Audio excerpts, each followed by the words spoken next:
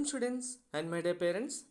VIT university join అవుతున్న students మీరు 4 years BTech complete చేయడానికి ఓవరాల్గా ఫీ స్ట్రక్చర్ టోటల్గా ఎంత ఫీ ఖర్చు అవుతుంది, విఐటి యూనివర్సిటీస్ అన్ని క్యాంపస్ యొక్క ఫీ స్ట్రక్చర్ ఎలా ఉంటుందనేది మీకు ఈ వీడియో సెషన్లో క్లారిటీగా ఎక్స్ప్లెయిన్ చేస్తాను. విఐటి యూనివర్సిటీ ఫీ అనేది 5 కేటగిరీస్గా డివైడ్ చేయడం జరుగుతుంది. ఇందులో గ్రూప్ ఏలో కొన్ని కోర్సెస్ బ్రాంచెస్ ఇస్తారు, గ్రూప్ బిలో రిమైనింగ్ బ్రాంచెస్కి సీట్స్ అయితే ఇస్తారు. గ్రూప్ ఏలో ఏ బ్రాంచెస్ ఉంటాయి, గ్రూప్ బిలో ఏ బ్రాంచెస్ ఉంటాయి అనేది మీకు చూపిస్తారు. సో ఈ 5 కేటగిరీస్గా ఫీ స్ట్రక్చర్ ఎందుకు డివైడ్ చేస్తారనేది కూడా మీకు ఫస్ట్ క్లారిటీ రావాలి. ఫస్ట్ 5 కేటగిరీస్ ఫీ స్ట్రక్చర్ ఎందుకు ఉంటుంది అనేది చెప్పి మీకు ఈ టోటల్ ఫీ అమౌంట్ ఎంత అవుతుంది, కాలేజ్ యొక్క ఫీజు, నెక్స్ట్ హాస్టల్ ఫీ ఎంత అవుతుందని చెప్తాను. హాస్టల్ ఫీ కూడా మీకు మెస్ వెజ్ నాన్ వెజ్ ఉంటుంది, అలాగే రూమ్ షేరింగ్ డీలక్స్ నుంచి స్టార్ట్ చేస్తే నాన్ ఏసీ వరకు కూడా రూమ్స్ అయితే ఉంటాయి. రూమ్ షేరింగ్ 2 members 6 members వరకు కూడా ఉంటాయి. దీన్ని బేస్ చేసుకొని హాస్టల్ ఫీ స్ట్రక్చర్ అనేది ఉంటుంది. సో టోటల్గా ఇప్పుడు ఈ అన్ని పారామీటర్స్ అన్ని కేటగిరీస్ కలుపుకొని విఐటి యూనివర్సిటీస్లో 4 years బీటెక్ కంప్లీట్ చేయడానికి ఓవరాల్గా మినిమం టు మ్యాక్సిమం ఎంత ఫీ ఖర్చు అవుతుందనేది క్లారిటీగా చూడండి. కంప్లీట్ గైడెన్స్ కోసం ఛానల్ సబ్స్క్రైబ్ చేసుకొని బెల్ బటన్ అయితే ప్రెస్ చేయండి. వీడియో లైక్ చేసి తప్పకుండా షేర్ చేయండి. విఐటి త్రిబుల్ ఎంట్రన్స్ ఎగ్జామినేషన్లో మీకు వచ్చిన ర్యాంక్ బేస్ చేసుకొని సీట్ అలాట్మెంట్ జరిగే టైంలో కౌన్సిలింగ్ టైంలో ఫీ అనేది కేటగిరీ వైజ్గా డివైడ్ చేసినప్పుడు టాప్ ర్యాంక్ వచ్చిన ఒక కోర్సులో, ఇప్పుడు సపోజ్ సిఎస్సినే ఉంది, సిఎస్సిలో ఎగ్జాంపుల్గా 100 seats మనం కౌంట్ చేసుకుంటే ఫస్ట్ కేటగిరీ 1గా 6 seats ఇస్తారు, సెకండ్ కేటగిరీలో 10 seats, థర్డ్ కేటగిరీలో 16, ఫోర్త్ కేటగిరీలో 24 seats, ఫిఫ్త్ కేటగిరీలో 44 seatsగా డివైడ్ చేసి సీట్స్ అలాట్ చేయడం జరుగుతుంది. మీకు వచ్చిన ర్యాంక్ బేస్ చేసుకొని టాప్ ర్యాంక్ వచ్చిన వాళ్ళు ఫస్ట్ కేటగిరీలో పెడతారు, ఆ తర్వాత 10 members సెకండ్ కేటగిరీ. ఇలా మీ ర్యాంక్ ఇంక్రీజ్ అవుతున్న కొద్దీ మీ యొక్క ఫీ స్ట్రక్చర్ కూడా ఇంక్రీజ్ అవ్వడం జరుగుతుంది. ఈ ఫీ స్ట్రక్చర్ ఇప్పుడు ఒకసారి క్లారిటీగా చూడండి. కేటగిరీ 1 అంటే మీకు ఫీ అనేది 1,98,000 అంటే అప్రాక్స్గా 2 lakhs కౌంట్ చేసుకోండి. కౌన్సిలింగ్ జరిగే టైంలో మనకు అడ్వాన్స్ ఫీ అమౌంట్ అనేది బ్యాలెన్స్ ఫీ అమౌంట్ పే చేయడానికి అనేది షెడ్యూల్ ఇస్తారు.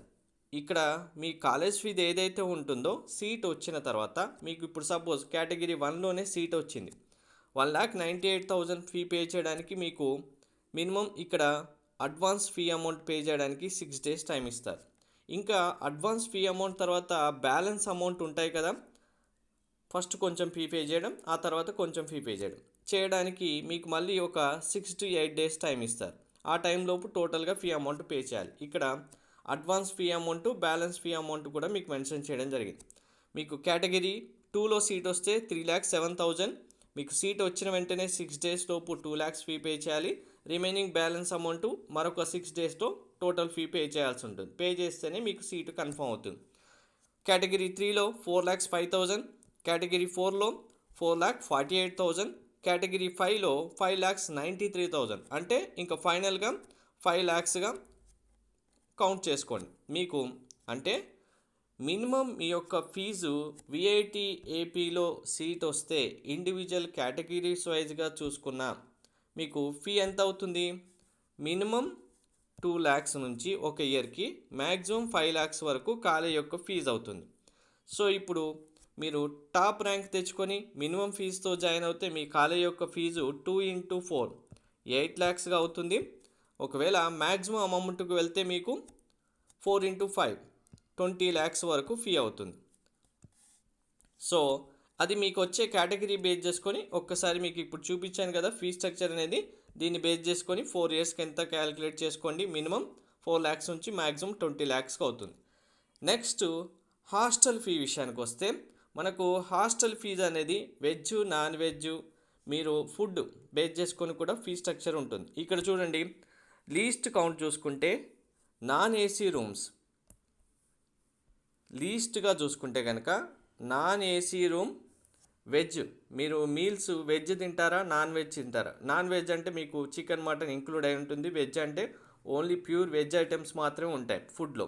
సో ఇక్కడ 6 sharing non AC room plus వెజ్తో అయితే మీకు మినిమం ఫీజు 1,33,700 అంటే 1,34,000 కౌంట్ చేసుకోండి మినిమం ఫీజు. ఇది వెజ్ అయితే. మినిమం ఫీజు నాన్ వెజ్ అయితే 6 షేరింగ్ రూము మీకు 1,42,000 ఫీ అవుతుంది హాస్టల్ ఫీజు. ఇది మినిమం కౌంట్. సో ఇంకా మీరు రూమ్ షేరింగ్ ఇంక్రీజ్ అవుతూ ఉంటే మీకు అంటే room sharing number of students count తగ్గుతూ ఉంటే మీకు ఫీ స్ట్రక్చర్ ఇంక్రీజ్ అవుతుంది. అది నాన్ ఏసీ. మీరు మళ్ళీ ఏసీకి వెళ్తే ఏసీ అయితే కనుక minimum veg plus 6 sharing AC అయితే కనుక ఈ ఫీ అనేది 1,56,000 అవుతుంది.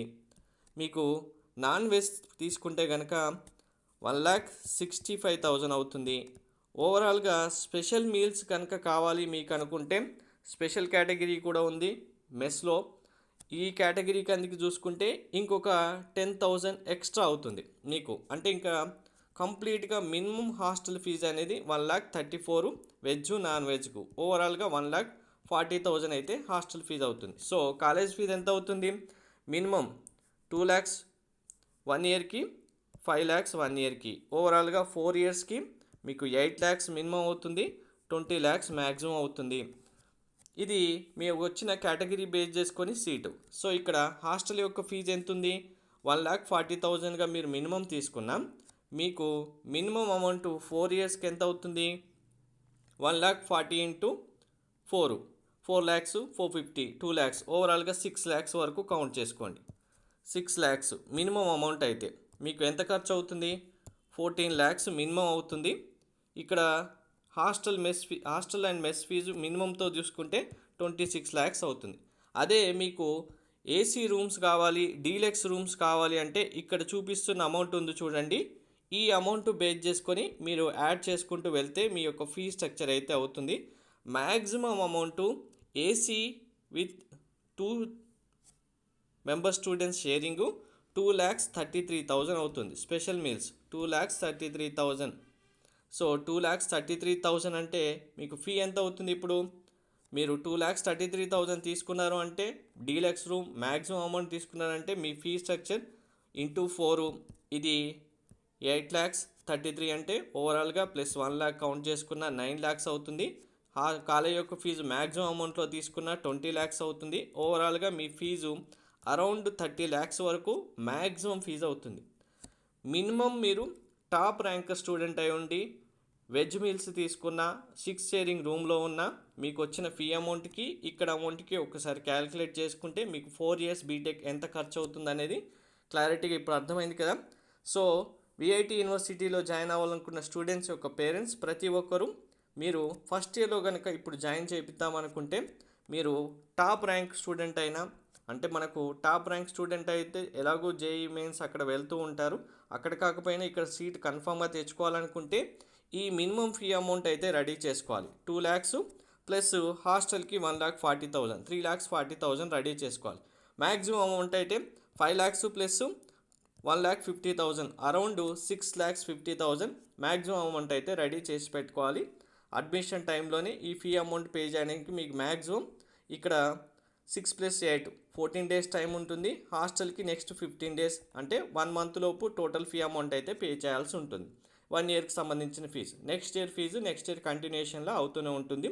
ఇది విఐటి యూనివర్సిటీలో ఒక స్టూడెంట్ మినిమం అమౌంట్ నుంచి మ్యాక్సిమం అమౌంట్ 4 yearsలో ఖర్చు అయ్యే ఫీజు. Thank you.